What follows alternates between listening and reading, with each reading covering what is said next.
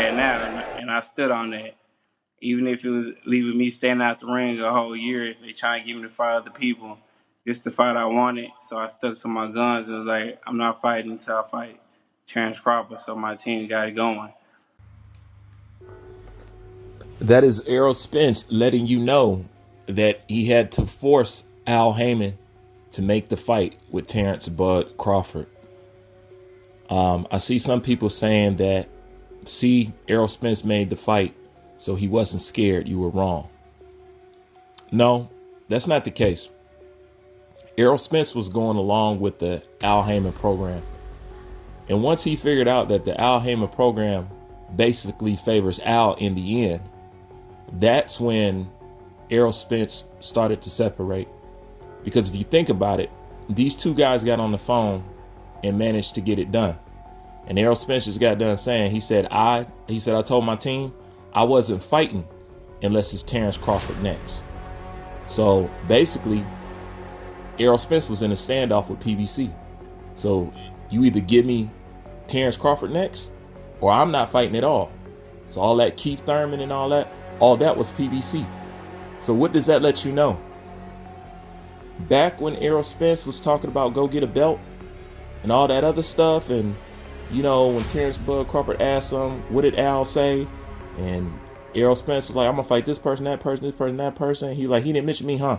That lets you know that whole time Errol was capping. Now, I'm not too much dwelling on anything because the fight is made right now. I'm just pointing out the fact that Errol Spence just showed you guys that he had to force this fight. So he had to go above Al to get this fight made. Because other than that, Terrence Bud Crawford wasn't in our itinerary. So all that other stuff that happened all the way up until then, it was all smokescreen. Wasn't none of it true. Because this is the thing. If you had to go or force Al Haymon to get you this fight made, then that just lets us know that it was never a natural thing for them to go to Terrence Bud Crawford route, because you shouldn't have to force Al to do something that they say they were doing behind closed doors anyway. Let me say that again. You shouldn't have to force Al to do something that they claim they were doing behind closed doors anyway. They say that they were trying to make the fight. They were trying to do this. How come it all boils down to Errol Spence standing on the square and say, look, I'm not fighting unless y'all get me this fight? Then all of a sudden, the fight can happen.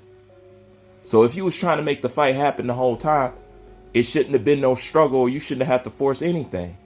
But that just lets you know that all that stuff in the past, do this, do that across the street, that was Errol Spence on the Al Haymon plan. Once he figured out that the bottom fell out of PBC, that's something Adrian Broner has figured out. That's something Deontay Wilder has currently figured out. And that's something that Charlo is realizing. That's something that Jamal has currently discovered, you know. And that's something that Errol Spence figured out. Hey, I got to get this while it's hot, because if I sit around and wait and let this opportunity pass me, I'm going to be just like my boy Jamal. He sat around and he listened to you. And where is he at? Wilder listened to you and turned down 125 million. And what is he out here trying to do? All right. He's trying to go out there and recoup that 125 million that they advised him to turn down. How do you think Luis Ortiz is feeling right now? What do you think Jamal is thinking about that 8 million that Eddie Hearn tossed his way? Now everybody's like, oh crap. Oh crap. I got to make my own provisions. You know what? I got to facilitate this for myself, because a lot of stuff over there at PBC was banked off Canelo. Once Canelo ship sunk, that left them at a standstill. What let them know, Al, you ain't got no real plan for me. You know, you telling me to turn down this big money and stuff like that, but there's no contingency. How can you guarantee me this money that you're asking me to turn down right now? He can't do that. So therefore, Errol Spence realized that, and now Errol Spence presses the pedal because there's nowhere else to go. Just like I said. And Errol Spence won out of the boxing game anyway. I don't care what none of y'all say. A lot of people say, hey man, this might be Errol Spence last fight. Errol Spence has been checked out of boxing. He's been trying to tell people that. You know?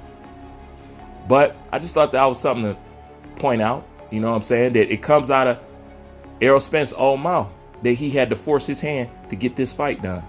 Now, if you were doing that the whole time, it shouldn't have been no force. And at the end of the day, it was him standing on his square and standing up to Al Haymon that got the fight done. Not asking Terrence Crawford to take 30%, not asking Terrence Crawford to go across the street. This is why Terrence Bud Crawford was going through all those hoops and it still wasn't good enough. Because at the end of the day, Errol Spence had to stand his ground with Al Haymon and PBC. That's my thoughts on this. Like, comment, subscribe. I'm out.